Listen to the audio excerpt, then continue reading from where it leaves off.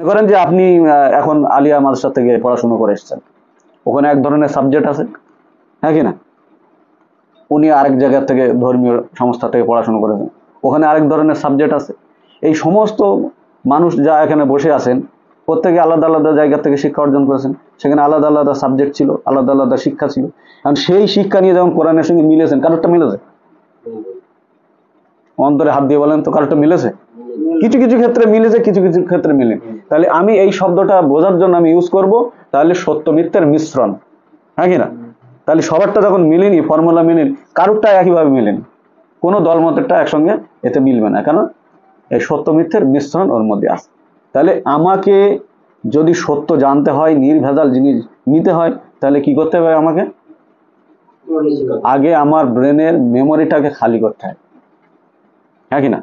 যে আমাদের এই দুনিয়াবি শিক্ষা অর্জন করেছি হড়কয়লা, এটাকে খালি করতে হবে। যেমন বিভিন্ন মানুষ উদাহরণ দেয়, গ্লাসের জল নিয়ে, যে এই জল গ্লাসের মধ্যে ঘোলা জল, এটাকে উগুড় করে ফেলে দেন, তারপর নতুন করে বিশুদ্ধ জল নেন, এটাই তো বিষয়।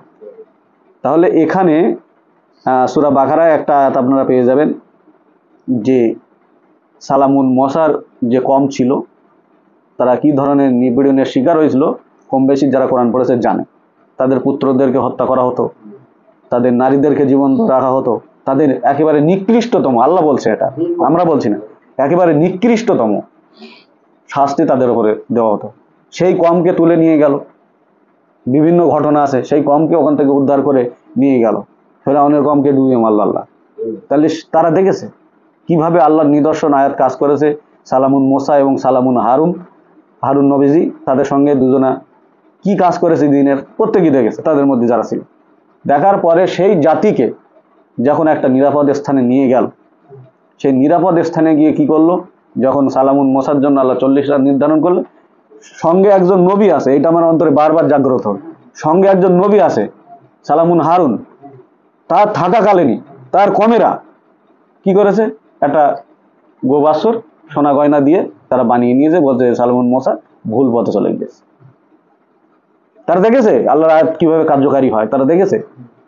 দেখার পরে যখন একজন নবী ওখান থেকে চলে গেল, যাওয়ার পরে তার 40 দিন, বেশি দিন না, আমরা তো 1400-1500 বছরের হিস্ট্রি টানছি যে ওই জায়গায় নবীজি নামাজ পড়তো, এখন ওইসব কি হয়েছে কি, আমার ব্রেন বোঝে না, আপনার ব্রেন বোঝে না। আমি তো ওই গোড়া আগে ধরেছি, আগা ধরিনি, গোড়া আগে ধরেছি। গোড়া হলো এই কোরআন, প্রত্যেকটা সূত্র হলো এই কোরআনের আয়াত, যেখানে কি বলছে যে এর আগে কি ওটা পরিবর্তন করা হয়েছিল? যে কাবা তারা দখল করে বসে আছে, ওই কি আগে পরিবর্তন করেছিল? যে ওখানকার রীতি রেওয়াজ যা চলতো সেগুলো কি পরিবর্তন করা হয়েছিল? এখন যা চলছে পূর্বে করা হয়েছিল, এতে পড়েননি। তারা আল্লাহর বিধান বাদ দিয়ে কি করেছে, তারা শীষ এবং হাততালি এইটা অনুবাদে নিয়ে এসছে। ওইটার অনুবাদ আমরা সঠিকটা করে দেবো ইনশাল্লাহ। শীষ এবং হাততালি ওটা নিয়ে এসছে যখন অনুবাদে, যে তাদের সালাদ ছিল, ওখানে আরবি শব্দ সালাতে নিয়ে এসছে, যে তাদের সালাদ ছিল শীষ এবং হাততালি দেওয়া। ওই সালাতের ব্যবহারও একটাই বোঝানো হয়েছে কোরআনের মধ্যে, এক জায়গায় পেয়েছি আমি, আর অন্য কোনো জায়গায় সালাতের ওই ধরনের ব্যবহারও পান নেই। তাহলে কি, তারা আল্লাহর পথে বাধা দেওয়ার জন্য তারা কি করেছে, শীষ এবং হাততালি। তাহলে ওখানে নবীরা ছিল, ওখানে দিন প্রতিষ্ঠিত করেছে, ওখান থেকে বিধান চলতো, তাহলে কারা ওইটা করতে সক্ষম হয়েছে? বুঝে আসছে কি? স্বয়ং সালামুন হারুন যদি ওই সঙ্গে থেকে তাদেরকে রক্ষা না করতে পারে, কি বলেছে মোসা ফিরলে, সালামুন মোসা ফিরলে, যে ওরা ভাই আমাকে তুমি মিথ্যাবাদী ভেবো না, ওরা আমাকে তো হত্যা করে দেবে বলেছিল। ওখানে কি আছে, চুল এবং দাড়ি ধরে যখন মোসা ধরেছে তখন বলছে সালামুন হারুন যে ওরা তো আমাকে হত্যা করার প্ল্যানিং করেছিল। তাহলে বিষয়গুলো বুঝে আসছে। এবার যদি আমরা কোরআনের মধ্যে দেখি, সালামুন নবী মুহাম্মাদের সঙ্গে যারা ছিল বলছে তোমার দিকে তাকিয়ে আছে, তাই বলে তুমি বধিরকে শোনাইবে? বলেন। তাহলে তার সঙ্গে যারা ছিল সবাই যে পবিত্র মানুষ এমনটা না। কোরআনে আমরা কি পাচ্ছি, যে খুবই অল্প সংখ্যক মানুষ ঈমান আনবে, অধিকাংশ মানুষ দিয়ে কিছুই বোঝানো যাবে। এইসব কথা এই জন্যই শোনাচ্ছি। তারপরে এখন ওই কমকে আবার জীবন্ত করার জন্য, সালামুন মোসারকে কমকে জীবন্ত করার জন্য আল্লাহ একটা আয়াত বললেন যে তোমরা তোমাদেরকে হত্যা করো, তারপর আল্লাহ তোমাদেরকে পুনর্জীবন্ত করবে। হত্যা মানে কি? এই যা বললাম গ্লাসটাকে খালি করতে হবে।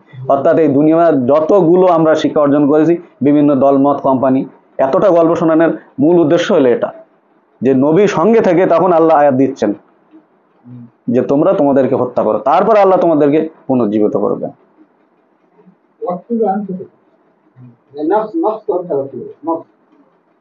এখন যদি এই হত্যা না বুঝি তাহলে হত্যা করবো কিভাবে? ওটা আমরা অনেক আলোচনায় ওটা বলেছি, ওটার পুনরায় বলার কোনো প্রয়োজন নেই। জাস্ট এইটুকু যে নিজেদের যে হড় কয়লা শিক্ষা, এটাকে একেবারে তো ডিলিট করা যায় না, যেহেতু ওটা আমি প্র্যাকটিক্যালে যা আমি করি সেটাকে আমি বলি, এটা জীবনেও ডিলিট করা যায় না, ওটা ব্রেনেই থাকে, কিন্তু ওটাকে সাইডে রেখে নতুনগুলো আবার আপলোড করা যায়। ঠিক আছে, এখানে সত্য মিথ্যার বিষয় আসে, আমি বলছি নতুন কিছু, যে আমি সাইটে যা শিখেছিলাম দুনিয়ার থেকে সেগুলো মনে করেন সাইড করে দিলাম, যে আমি এর সঙ্গে মিশ্রণ করবো না। আর এই যা বলছি এগুলো সব আল্লাহ শক্তি ছাড়া একটাও হবে না। কাকে দেবেন, কেন দেবেন, সব আল্লাহ এর মধ্যে বর্ণনা করেন। জাস্ট আমরা আর তুলে নিজেকে পরীক্ষা করবো আগে, আর সেইটা সর্বজনীন হবে, পুরো বিশ্বের জন্য হবে একই জিনিস। যেমন চুরি করো না, মালে কম দিও না, ওজনে কম দিও না, কথা পড়েছি না, ওটা প্রথম আমাকে বলছে, যেহেতু আমি পড়ছি আগে, বোঝা যায়নি? আগে আমি আমার মধ্যে দেখবো, তারপর এইটার সর্বজনীন হয়ে গেল, সারা বিশ্বের জন্য হয়ে গেল। ঠিক সালামুন নবী মুহাম্মদ পড়েছেন, তার জন্য যেমন ছিল সারা বিশ্বের জন্য ছিল, একই বিষয়। তো এখন আমার প্রশ্ন যেগুলো ছিল সেগুলোর মধ্যে আমরা দেখেছি কি আয়াত নিয়ে আমি বাস্তবে দেখেছি যে কোরআন যেটা বলছে সমাজে সেটা নেই। তাহলে আমাদের কি করতে হবে? সর্বপ্রথম আমাদের কাজ থাকবে যে নিজেদের মধ্যে আল্লাহর বিধানকে আগে প্রতিষ্ঠা করে।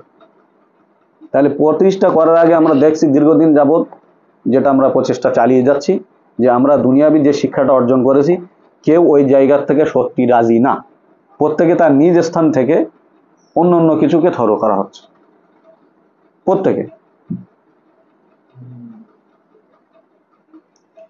এখন আমাদের অন্তরে প্রশ্ন বেশি অংশ একই ধরনের, যখন আমরা তার সঙ্গে সম্মুখীন হব তখন আমরা এটা বুঝতে পারব। যেমন গত সপ্তাহে প্রথম প্রশ্ন ছিল আমার নিজের সঙ্গে নিজের, যে কোরআন কি বলে স্রষ্টা সম্বন্ধে, যেটা ফিলোসফি দর্শন। আমরা মনে করছি, যেহেতু আমাদের ভাই সাহেব গত সপ্তাহে একটা কথা জিজ্ঞাসা করেছিলেন, বা এই সপ্তাহে সে কথাটা পুনরায় বলেছেন, যে লক্ষ্য উদ্দেশ্য আমাদের আসলে কি। যেহেতু উনি নতুন এসছেন, তাহলে নতুন করে আবার কিছু বিষয় বলা লাগে, যে আমাদের লক্ষ্য উদ্দেশ্য কি। শুধু কি এই কোরআন পড়া আর প্রচার করে বাড়ি চলে যাওয়া, আর যা করছি দুনিয়াবি যেসব কাজ সেই সব করা, আবার ফের ঘুরে এসে কোরআন পড়া বা মানুষকে পড়ানো, এইটাই কাজ? আমাদের লক্ষ্য উদ্দেশ্য হচ্ছে এই, যে আমরা কথা বলছি কোথার থেকে সেটা আগে বলি। আমরা ইন্ডিয়া কিউআরএফ কোরআন রিসার্চ ফাউন্ডেশনের পক্ষ থেকে বলছি, আমাদের সমস্ত লক্ষ্য উদ্দেশ্য হচ্ছে এই, যে আল্লাহর জমিনে আল্লাহর বিধানকে প্রতিষ্ঠা করা। এটা আমাদের সবচেয়ে বড় কাজ, যে আল্লাহর জমিনে শুধু মিশ্রণ ছাড়া আল্লাহর বিধানকে প্রতিষ্ঠা করা। এখন দেখছি সমাজে এটা নেই। আপনি পৃথিবীর যে কোনো দেশে চলে যান, মুসলিম কান্ট্রির মধ্যে কোনো জায়গায় গিয়ে আপনি দেখবেন না যে কোরআন সংবিধান, সেখানে আলাদা অটোমেটিকলি সংবিধান আছে, কিন্তু কোরআনকে তারা সাথে রাখে। যেমন প্রত্যেক দলমত কোরআনকে তারা সর্বোচ্চ উঁচু জায়গায় রাখে, ওই উঁচু জায়গায় আছে, সেখান থেকে নামানো হয় না। তাহলে সারা পৃথিবী আমরা যদি ঘুরি, এর জন্য আমরা দেখবো কোথাও কোনো জায়গায় কোনো দেশে আপনি কোরআন সংবিধান পাবেন। তাহলে আমাদের লক্ষ্য স্থির তখন থেকে আমরা ঠিক করেছি যে কোরআন সংবিধান গোটা মানব জাতির জন্য আমাদেরকে উঠে দাঁড়াতে হবে। কোরআন না জানার কারণে মানুষ আজ মৃত, সেই কমকে এই কোরআনের আলো দ্বারা তাদেরকে জীবন্ত করতে হবে, এটা আমাদের লক্ষ্য উদ্দেশ্য। কোরআনের ভুল প্রচার যেটা এতদিন যাবৎ করে তারা চলে আসছে, যে বিভিন্ন দল মত বিভিন্ন মাযহাব তরিকা তারা বানিয়েছে, এটা যখন কোরআনের আইন প্রতিষ্ঠিত হবে তখন এইগুলো নষ্ট হবে, যখন সত্য আসবে তখন মিথ্যে নষ্ট হবে। যেহেতু আল্লাহ যখন দিন ব্যবস্থা দিয়েছেন, এর মধ্যে আমরা কোরআন পড়ে জানছি কি সব আছে, কি আছে, অর্থনীতি আছে, সমাজনীতি আছে, রাষ্ট্রনীতি আছে, সব বিষয়ে সাবজেক্ট এর মধ্যে আছে। তাহলে কোরআন অনুযায়ী আমাদের সিলেবাস বানাতে হবে, যা পৃথিবীতে কোথাও নেই। কোনো জায়গায় নেই, কোনো স্কুলই নেই কোরআন অনুযায়ী সিলেবাস বানানো, কোনো স্কুলই নেই। পূর্বের থেকে তাদের যে বানানো, কে বানিয়েছে ওই ব্যক্তিরা আপনি কখনো খুঁজে পাবেন না, ঠিক আছে? আর ওই একই জিনিসকে রিভাইজ দিয়ে দিয়ে দিয়ে দিয়ে দিয়ে এক এক দল এক একটা বানিয়ে নিয়েছে। মনে করেন যে আপনি একটা কোম্পানি করতেন, ধর্মীয় কোনো একটা কোম্পানি, খুব হাই লেভেলে, মনে করেন আহলে হাদিস করতেন, ওখান থেকে একটা ডিভাইডেড হয়ে আবার আরেকটা দল তৈরি করলেন জামাত ইসলামী। দেখা যাচ্ছে ওই দলের মধ্যে আবার কিছু লোক আবার একটা দল বানালো, প্রত্যেকে রিভাইজ করে তবলিগ জামাত, বা এরকম হাজারো দল মত তৈরি করলো। ওই একই জিনিসটাকে কিন্তু কোথা থেকে করছে? ওই যখন সঠিক জিনিস থেকে বেরিয়ে আসছে। সঠিক জিনিস কোথা থেকে বেরিয়ে গেছে? এই কোরআন অনুযায়ী সিলেবাস বানানো হয়নি। ওরকম হাজারো আছে, হ্যাঁ ওরকম হাজারো নাম থাকতে পারে। যাই হোক, ওই দিকে না যায়, তো ওরকম হাজারো আছে, দলের মধ্যে হাজারো দল তৈরি হয়েছে আর এইভাবে ডিভাইডেড হয়েছে, আমরা দেখেছি।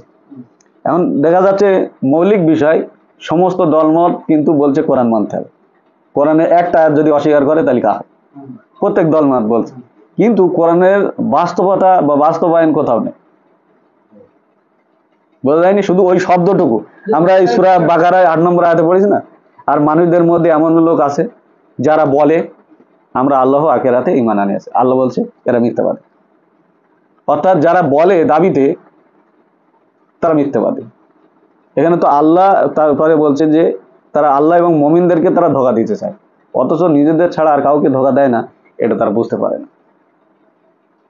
তাহলে আমাদের এই যে ধোঁকা দেওয়ার প্রক্রিয়া, আমরা দেখেছি কি যে দিন মানে একটা পরীক্ষার ব্যাপার, খুব কঠিন ব্যাপার, অনেক ত্যাগের ব্যাপার, হ্যাঁ কি না?